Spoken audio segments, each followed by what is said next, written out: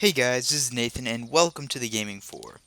So today in this Unturned update video, I'm going to be covering the update 3.14.7.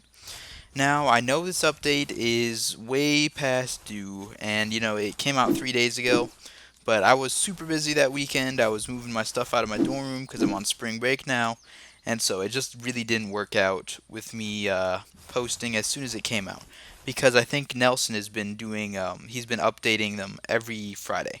So that didn't really work out for me that weekend, but anyway, I'm still going to release, this update video just for those of you who perhaps haven't seen it yet.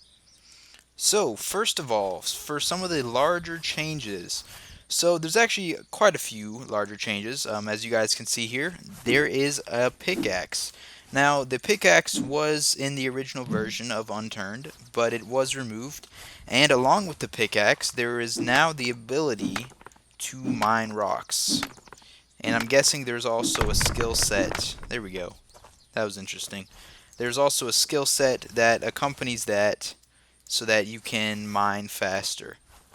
So yeah, this was a long time ago a mechanic, and it was removed, but now it's back, so that's pretty awesome. And as you saw, that's what the rocks look like. They've got a little bit of like that iron bits on the side, and if you mine them enough, they will give you, a decent amount of iron. Okay, so one of the second major changes is now, I guess it was a fix really, but before when you used to be inside an enclosed vehicle, when you were like in Yukon or in a snowy area, it wouldn't actually protect you from the snow. That has been fixed, and now you are protected when you're inside an enclosed vehicle. Now, if you're in a Jeep or something that's not really enclosed, something that's not like a convertible, something like that, it won't actually protect you. So, when you're playing in those maps, is that actually better to have an enclosed vehicle? And this is just another look at one of those rocks that can be mined. It's got these iron-looking pieces on the side. The next large change that I'm going to go back over at the end of this video is that now player lights attract the zombies. So before in the past, if you had like car lights that were shining on, or a flashlight or something like that, it really wouldn't attract zombies and it wasn't really as realistic. Well, now Nelson's added that those will actually attract the AI. And at the end of this video, I'm going to do some tests, see how sensitive they are to it, see how far away that you can be to pick them up. Another one of the large changes is the addition of the cable tie, handcuffs, and handcuff key. Now this is what they look like. These are the handcuffs. You can inspect them, but they look like this. And actually, if you look, there we go. And so pretty much how you use these are if you've got a player that is surrendering to you on a server. So if you've got nothing in your hands and you press C, you've got these options, and you do the surrender option. I'm actually going to go third person. If they got this to you, you can actually tie them up. And what this will do is this will keep them from punching, equipping weapons.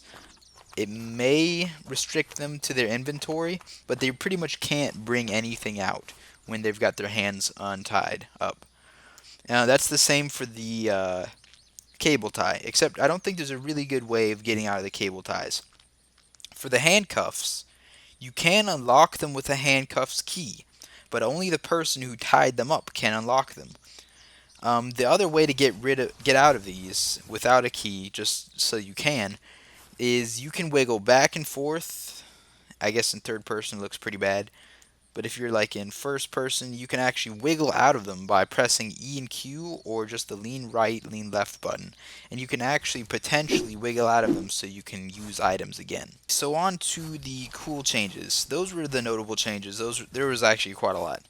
So some of the cool changes is now he's added back the headlamp.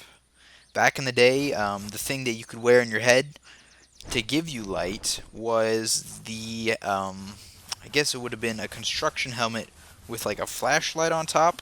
Now we've got the headlamp. It looks pretty similar actually to night vision and stuff like that, but it's obviously going to put out a light source, which now will attract AI.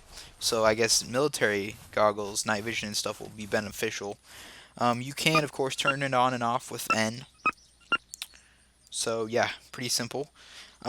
Second cool thing, it's not that the addition of the Viper, but now Vipers can take military barrels. So I here we've got the military muzzle, and the military suppressor. It can now take both of those, and it will be very effective. And of course, this Viper does take civilian ammunition, so it is a pretty notable gun now. It now can have military barrels, but it still uses civilian ammo. Okay, so let's move on to some of the interesting changes. I'm going to head towards civilization so I can test the lights on the AI. But now the horde mode is actually been increased in difficulty. It's kind of surprising to note because it was really difficult before, but he's actually made it more difficult. So I'm not exactly sure why. Probably because people were able to burn through it, get too many good items. But he's made it more difficult now. A second change is that there's now a keybind option for the inspect key. So originally the inspect key is F. As you can see, I just inspected the gun I had. You can now configure that in, let's see, if you go to controls, that should now be something that is configurable in here. Let's see, where is it? Inspect, there we go. So previously interact is F, but now if you're having trouble with accidentally inspecting instead of interacting, you can now have a specific button for the inspect. So, that's pretty cool. Another interesting change that he's implemented is that he's improved the transition between regions. So pretty much how the zombies work is they've got navigation regions, which pretty much contain them to a certain area. And so Nelson has improved, the interaction between the boundary and the players. So if you guys notice, whenever you start entering, a zombie area, they start chasing you and you run out of it, they will stop along that edge. Nelson has now improved that boundary, made it more seamless, so maybe they'll just start losing interest instead of all stopping in a clump. Who knows? I can probably test that out here in a second as well.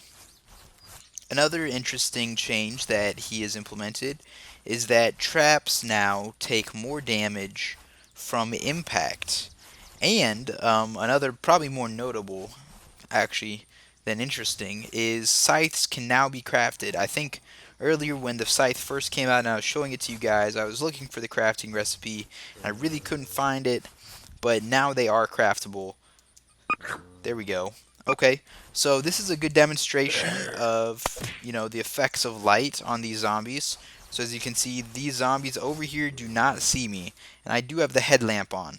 So I'm going to turn it on right here, and as soon as the light hits them, they are able to see me.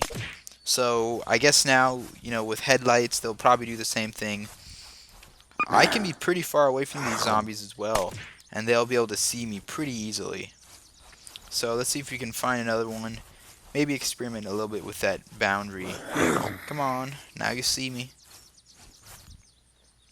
Okay, so let's run over here. Let's see if there's any major changes with this boundary area.